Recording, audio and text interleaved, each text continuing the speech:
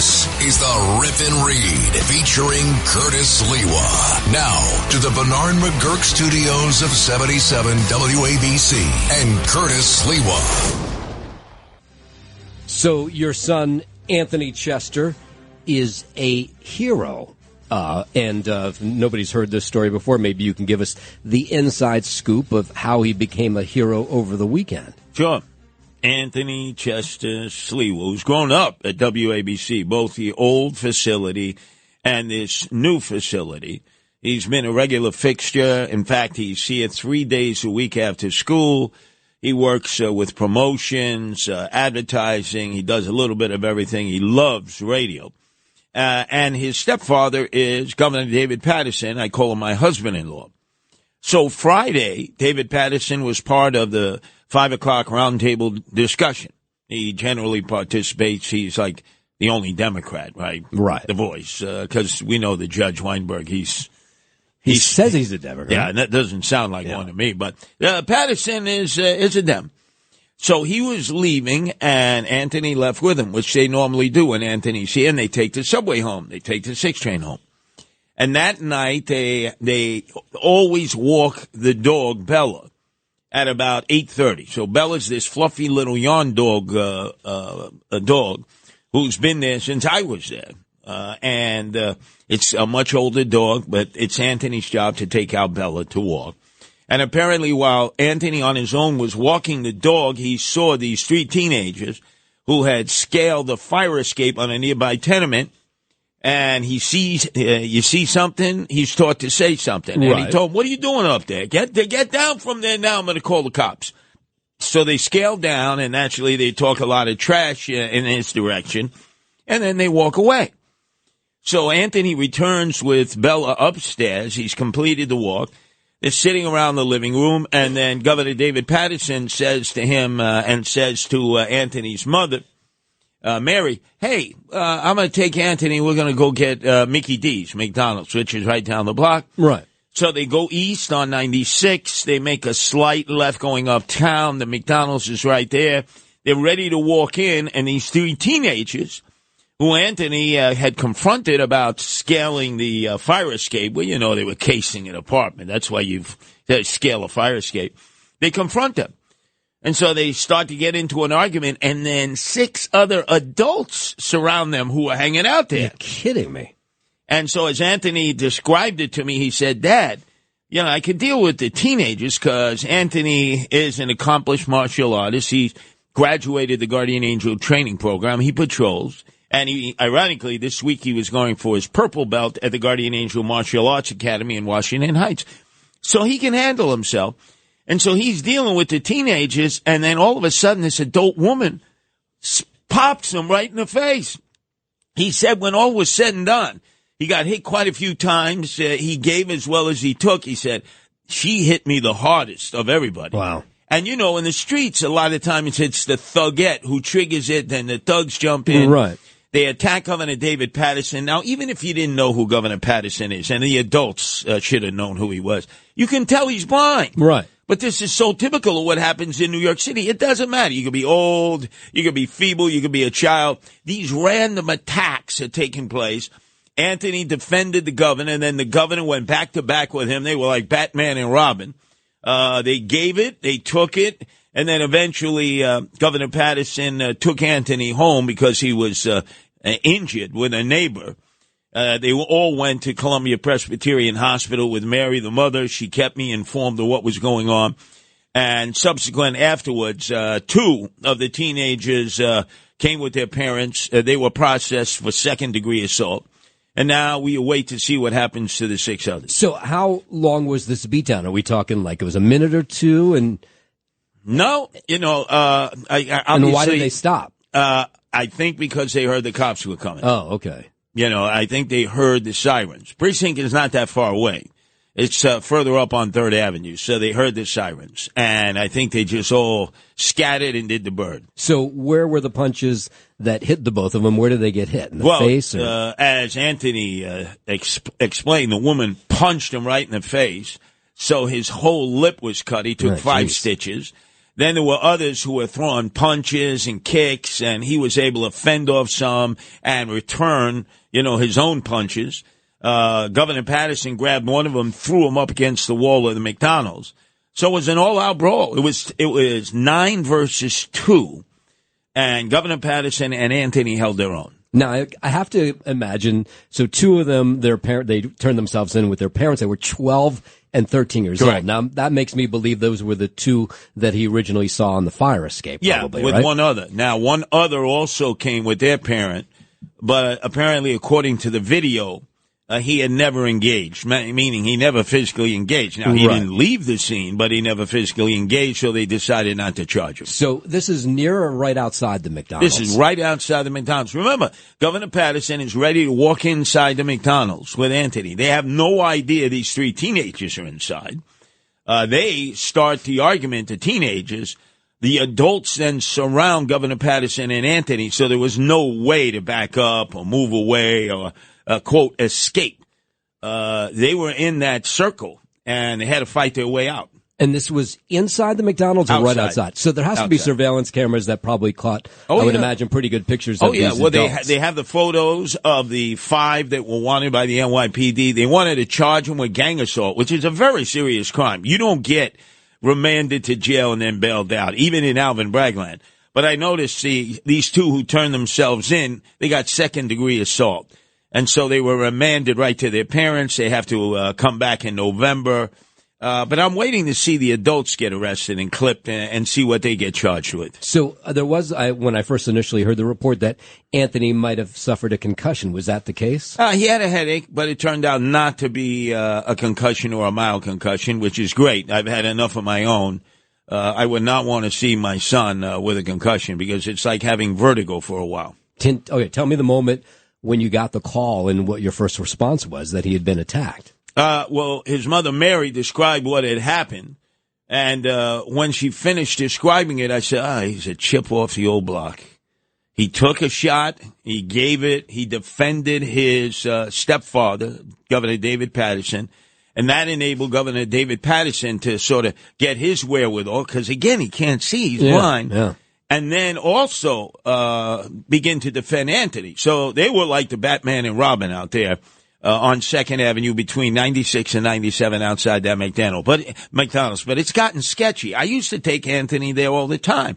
You'd have your dope fiends, you'd have your homeless, but not lollygagging around looking for trouble. Apparently there have been 3 incidents right there involving different thugs and thugettes. So it's not like it's the same group. Well, that's what we heard. There was a woman who was in the neighborhood after the attack took place, and she was talking to some reporter. I can't remember which one. And she said, we just had the same thing happen to our family, that they were attacked right outside that very same McDonald's. Right. The problem is no cops. And it's not because the cops don't want to be there. There's only 32,500 cops.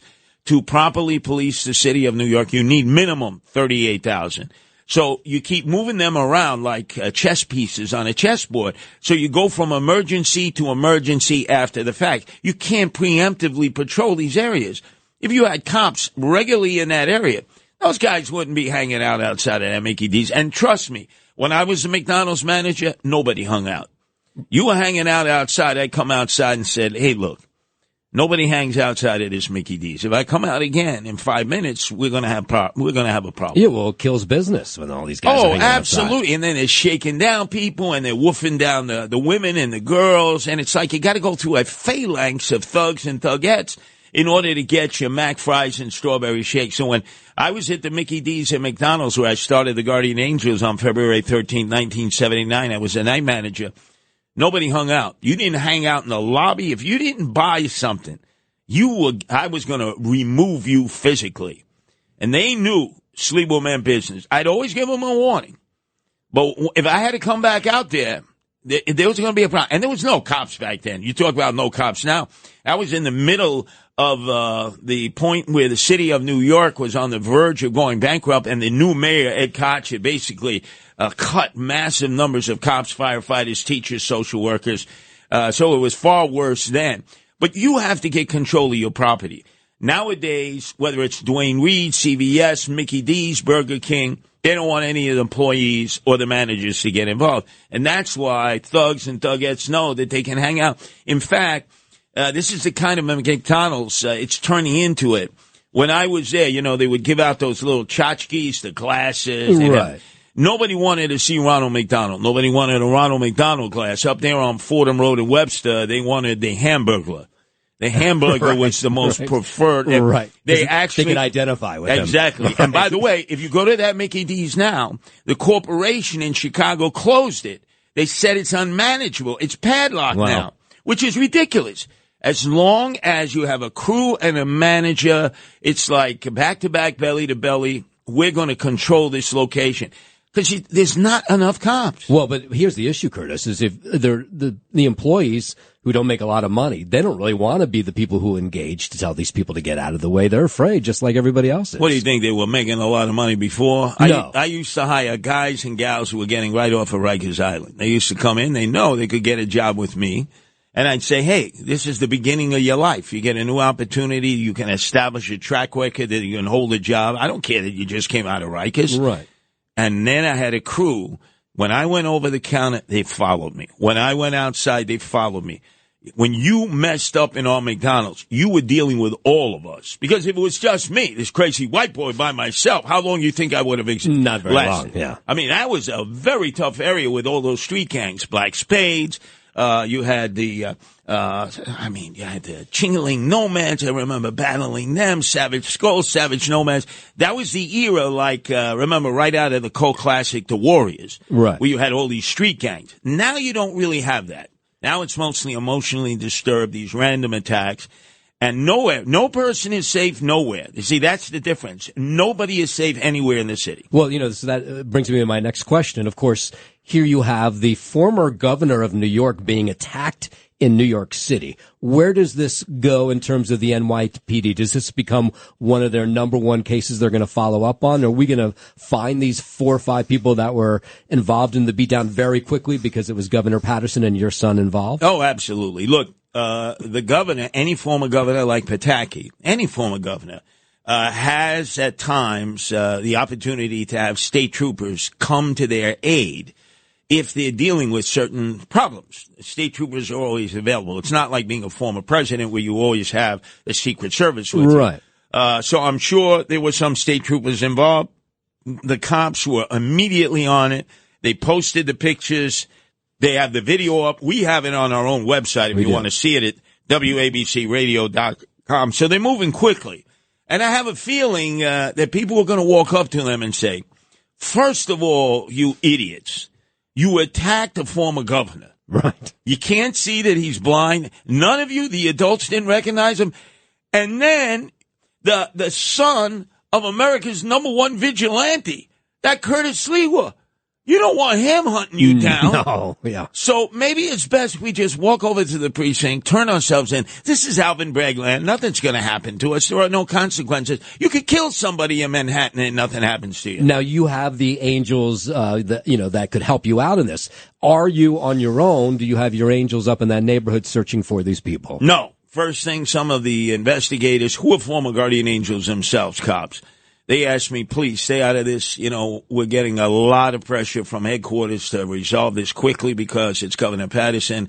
We don't really need your guys around here. It's going to make us look bad. So, absolutely. You guys are doing a magnificent job. I wish you could do this for every citizen in New York. Move this quickly. But I also understand it's the former governor. It looks horrible. It does. It really looks horrible. It went viral. It went all over the world. I was getting people contacting me from all over the world. Yeah. Because I have guardian angels all over the world. And they were asking, how's Anthony doing? They said, my God, a former governor gets attacked in the streets? What's happening to New York City? Yeah, it looks bad. I don't know if the mayor actually ever called Governor Patterson, which is, I hope he did, because remember, Governor Patterson is his co-chairman for his legal defense fund with that crook Frank Carone.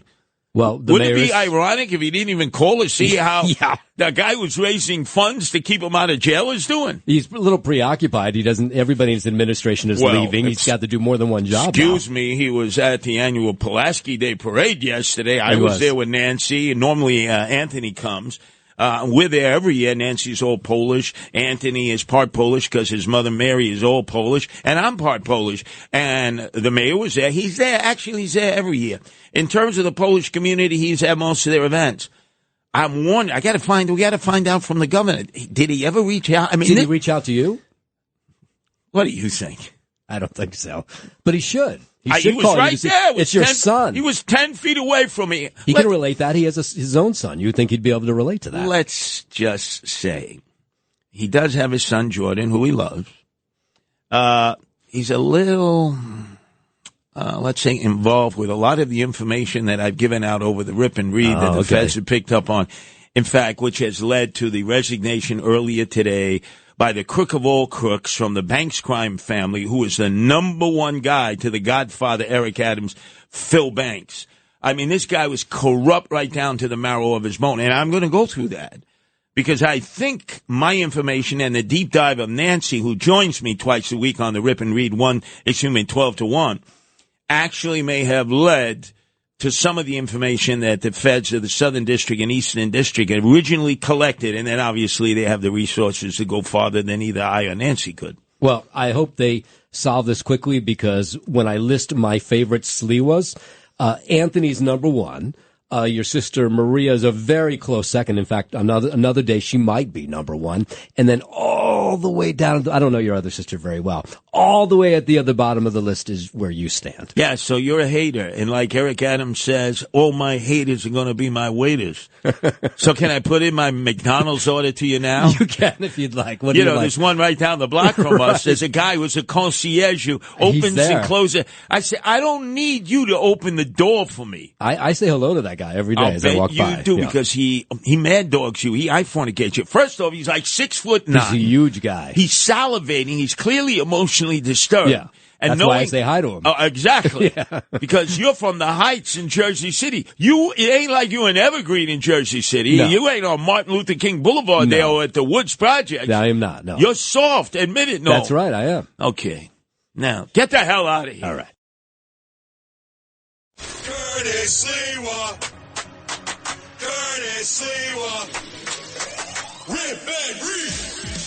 Check this out. This is the Rip and Read featuring Curtis Sliwa. Now to the Bernard McGurk studios of 77 WABC and Curtis Sliwa. This is the Rip and Read. Here I am. Rock you like a hurricane. Back to back, belly to belly, a week later, following the same path as Hurricane Helene, is Hurricane Milton expected to hit Tampa, winds 125 miles per hour. I've got Guardian Angels boots on the ground there, giving out water, doing rescue. So many people out in the streets, and by Wednesday, it's expected to hit full throttle. The other big problem is that a lot of these areas, especially in North Carolina, South Carolina, Georgia, specific battleground states, are red areas. People are not going to be able to vote. I remember when we got hit with Hurricane Sandy, 2012, whole areas got wiped out. Breezy Point, over 2,200 buildings, the Irish Riviera, Broad Channel, Howard Beach, Hamilton Beach, all these areas, and so many areas in New Jersey that a lot of people were not able to vote. Now, they even let them vote. Christie Shamu let them vote through email. And Andrew Evil Eyes Cuomo, the governor of New York, said that they could go any polling place from Buffalo to Brooklyn to cast their ballots. But in a very, very close race, as this appears to be according to the polls, if in these red areas you have Trump supporters who cannot cast a ballot, that could be the differential in Georgia and in North Carolina. And God only knows if Milton works its way up that way. They expect it to go out to the Atlantic Ocean and cut right through Florida. And then they've got a third storm that's moving up in the rear. So they're going to get hit with the troika, the trifecta, the trinity. And I know so many of our WABC listeners say, there's no such thing as global warming and climate change. I disagree with you. And we're starting to see the results of this as the earth heats up, the oceans heat up, and it's a combustible combination with cold air that causes these superstorms. I don't like to work. This is the Rip and Read featuring Curtis Sliwa. Now to the Bernard McGurk studios of 77 WABC and Curtis Sliwa. Bad boys, what you gonna do? What you gonna do when they come for you? Bad boys, what you gonna do? What you gonna do when they come for you? You chuck it on that one, you chuck it on this one, you chuck it on your mother and you chuck it on your father, you chuck it on your brother and you chuck it on your sister, you chuck it on that one and you chuck it on me. Oh, this is the song for the Banks crime family, the three brothers who were sycophants, toadies, and lackeys of the godfather of the Adams crime family that runs City Hall. You have Phil Banks, you have David Banks, David who was the chairman of the Department of Education, DOE, standing for dumbest organization ever. Might as well have been wearing a keffiyeh. He was hosting anti-Semitism in some of the schools. But he said he was going to retire on January 1st. And then all of a sudden, the mayor had said, no, you're going to retire a lot quicker. He also had his phones and files taken from the home in Harlem that he shares with Sheena Wright, the first deputy mayor. That's second only to Eric Adams. And she's making up her mind now as to whether she's going to quit or she's going to tough it out. She also had her phones and files taken out of that same house. And then you had the Banks that nobody knew, this guy named Terrence who had worked for the MTA.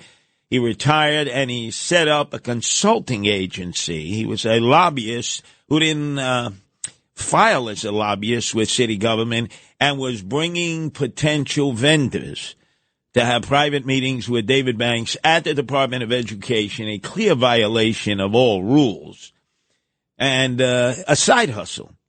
But the worst Banks of all is not Terrence, not even David Banks. It's Phil Banks. My God, Phil Banks, who 10 years ago, we got to take you back 10 years ago. This guy was resigning as the highest ranking uniformed member of the police department. He was on the verge of becoming the police commissioner for Comrade Bill de Blasio, the part-time mayor, the dope from Park Slope, who single-handedly destroyed the city that we loved with his grifter wife, Charlene. Charlene wanted Phil Banks in the worst way.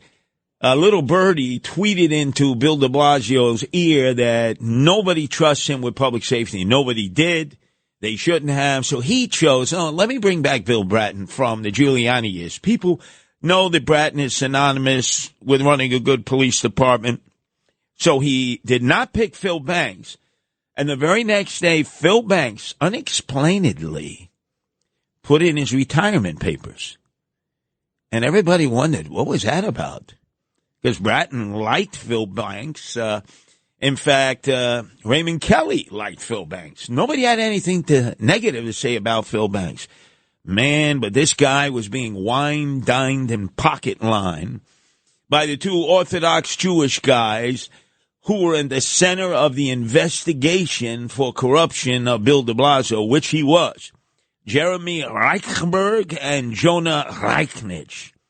They were offering all kinds of tchotchkes and gifts to anybody who would take them, and they knew that most of the politicians were crooked, most of the police brass were crooked, and all they had to do was put it out there, and a guy like Phil Banks, he was like totally into it. Want to go to Vegas? Sure, Phil Banks. He's in a private jet from Teterboro Airport, and the stewardess comes on with other high-ranking cops, and there's Jeremy Reichberg and Jonah Reichnich, and she goes, Phil, would you like coffee, tea, or me?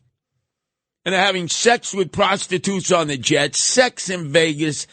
They're going off, whisking off to Israel, the Dominican Republic.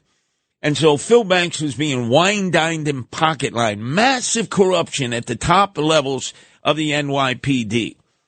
So what happened was the FBI approached Phil Banks and said, hey, man, got problems here. I notice in your bank account you got $300,000 you haven't declared to the IRS. You're constantly putting money in. You're taking money out. This is what drug dealers do to launder their money, is they go to ATM machines. This is what Phil Banks would do all day when he was the top-ranking uniformed member of the police department. He'd have his driver take him to an ATM machine. He'd deposit cash. Then they go to another ATM machine, withdraw it. It's the drug dealer's way of money laundering, street style. So now the feds say, we got you on an IRS rap. You can't explain where the $300,000 is. You got all this rental income from properties that you haven't reported to either the state or the federal IRS. So what does Phil Banks do? He goes, no mas, no mas. He knows the game. He goes, what do you want from me? I'll be a cooperating witness. I'll be a confidential informant to you. And so he ratted out his other fellow cops who themselves were being wine, dined, and pocket lined by the two nefarious guys who knew. This is how you get politicians. Everybody knows. You just offer them money, offer them bribes, offer them tchotchkes, gifts, prostitutes, travel. And you got them by the short hairs, Jeremy Reichberg and Jonah Reichnitz. So what did Phil Banks do? He ratted out his own cops, many of whom who lost their jobs, lost their pension, went to jail, and it was over.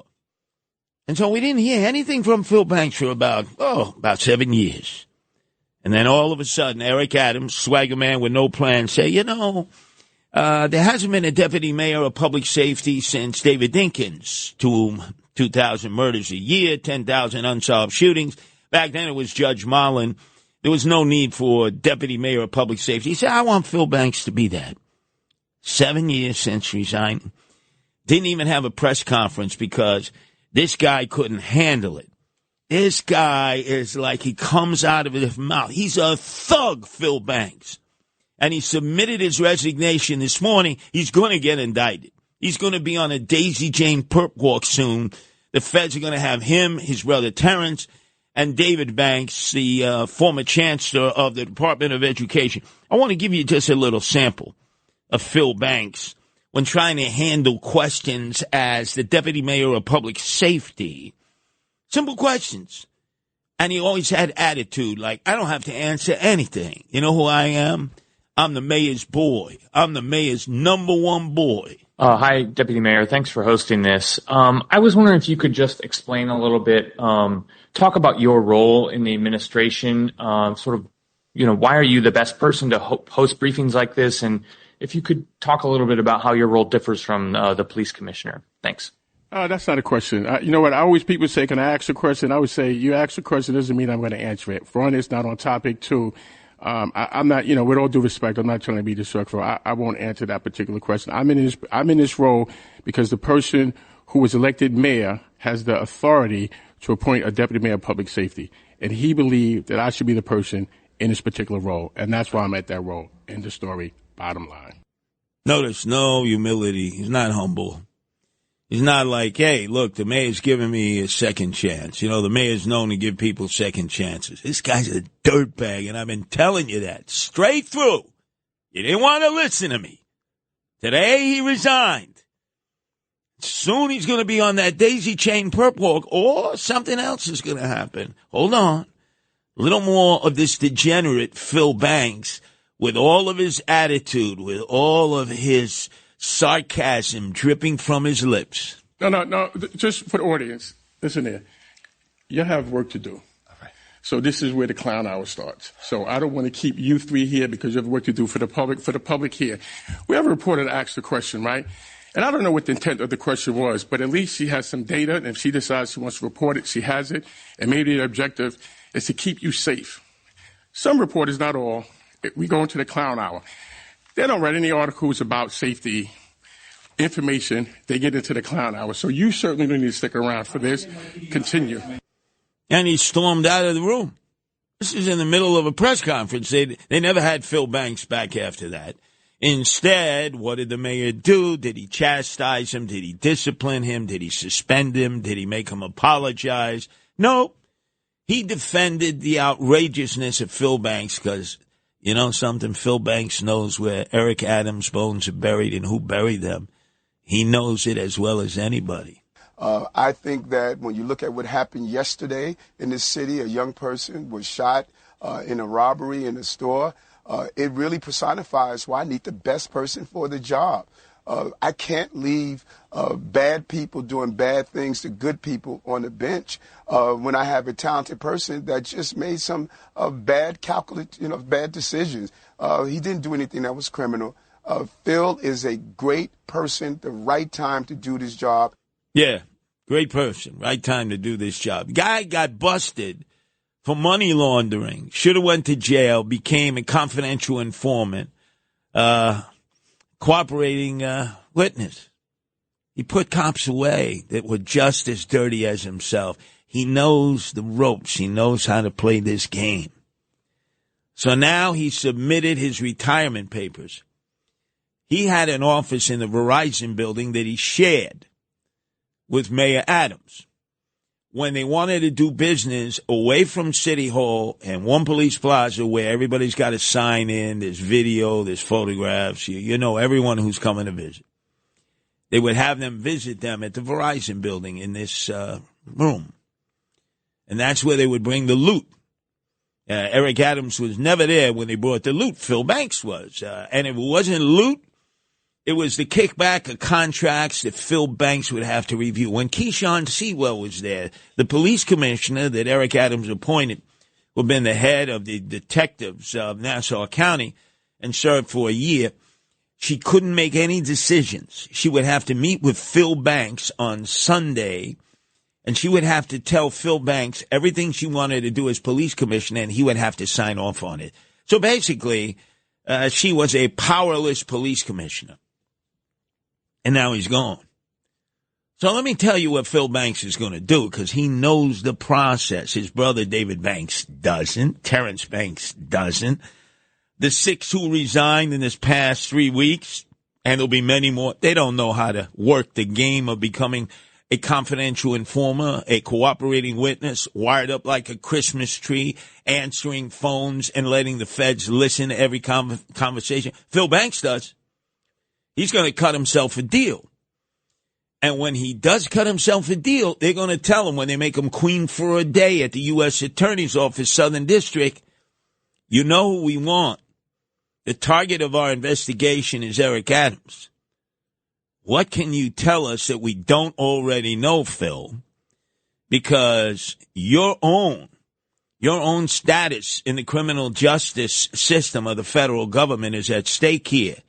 You either become a confidential informant, a cooperating witness again, and then you're an unindicted co-conspirator like you were the last time, or we throw the book at you, man, because you've been committing crime all along. You not only commit crime, you know how to money launder the way drug dealers do in the streets through an ATM machine. So think about it, you and your lawyer. And by the way, do you know who his lawyer is? Kevin Josh? Benjamin Brafman, the top criminal defense attorney for white-collar criminals in New York City and mobsters. How the hell does Phil Banks afford Benjamin Brafman, who bills out at thousands of dollars an hour? Think about that, ladies and gentlemen. Right now, Eric Adams is having an X-Lax attack because he's saying, oh, my God, Phil Banks knows where all my bones are buried and who buried them. He's going to cut himself a deal. He's going to become a confidential informant, a cooperating witness. He's going to sell me out. Couldn't happen to a better person. And I told you this over the last 4 years when I ran against Eric Adams. All of you apologists, all you defenders, I told you long ago you didn't want to listen. So you elected him. And now look at what they've done to our city. Look at what they've done to our city, because you wouldn't listen to me or vote for me. Now to the Bernard McGurk studios of 77 WABC and Curtis Sliwa. Curtis doesn't know about you, but he rips and reads. This is the Rip and Read.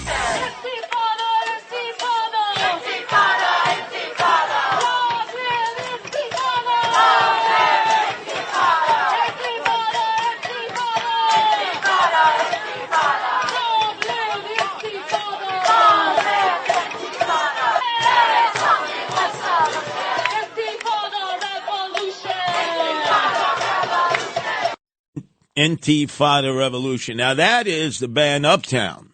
They've been preparing for this day for weeks.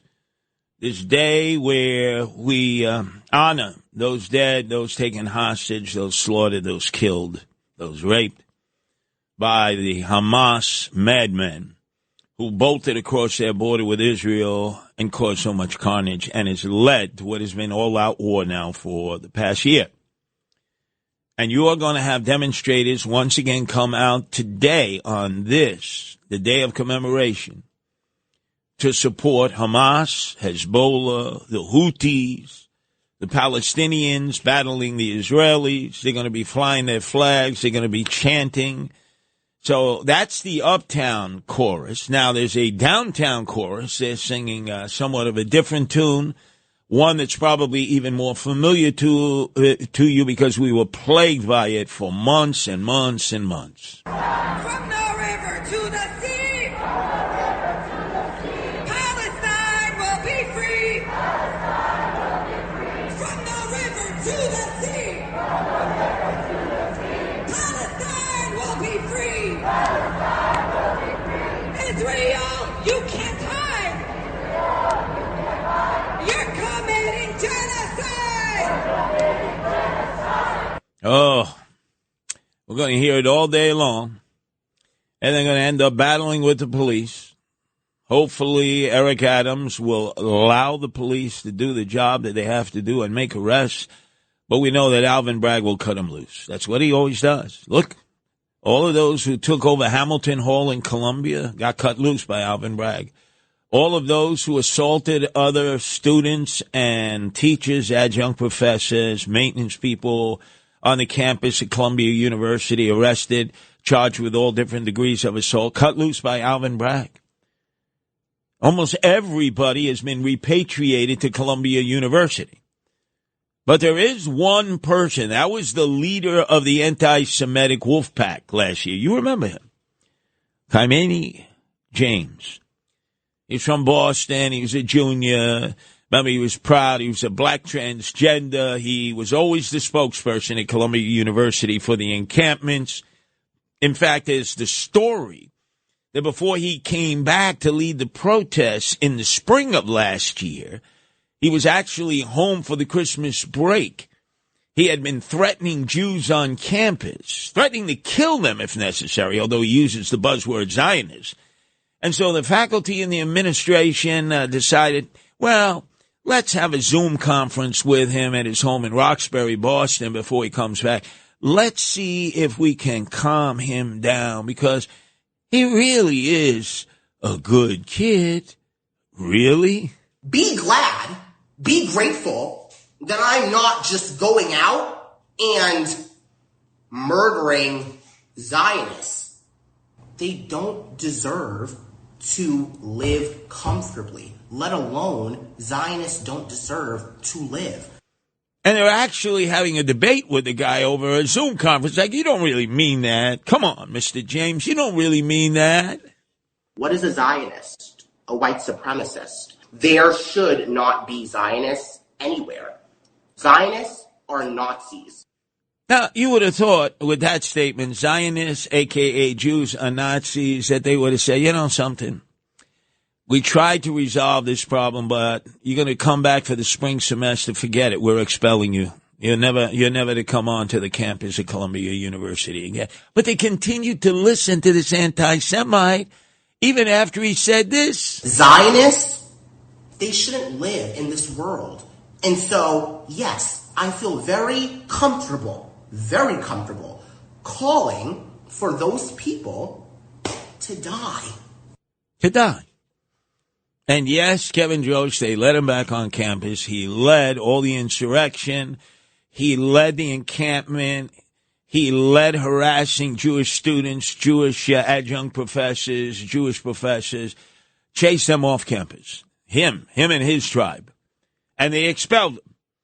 And now on this day of what they say is jihad against Jews and Israel and all of her supporters, this excommunicated Columbia student has gone to court. He wants money from Columbia University for pain and suffering that he endured. He says he can't sleep at night. He's incontinent. He's impotent. He suffers from nightmares. And believe it or not, Kevin Drosch, he wants to finish his senior year. He says he's entitled to it. And I'm telling you, they will probably negotiate a settlement where he's able to return to the campus, which would mean that everyone who violated anyone's rights last year on the campus of Columbia University or off the campus that had anything to do with the university will have been fully restored. No consequences. No responsibility for their negative actions. So you know they're going to do it all over again. And now it's going to break out today in the campuses of CCNY, a hotbed of anti-Semitism, especially the CUNY campus in Harlem. It's going to break out at Columbia University. It's going to break out at NYU. I don't understand why President Donald Trump sent his son to NYU. It's going to explode all over the city, and you're going to have these demonstrations on a regular basis in which these demonstrators attack cops, attack people on the sidelines who are supporting the state of Israel or identify themselves as Jews, and then they're going to get cut loose by Alvin Bragg to come out and do it all over again.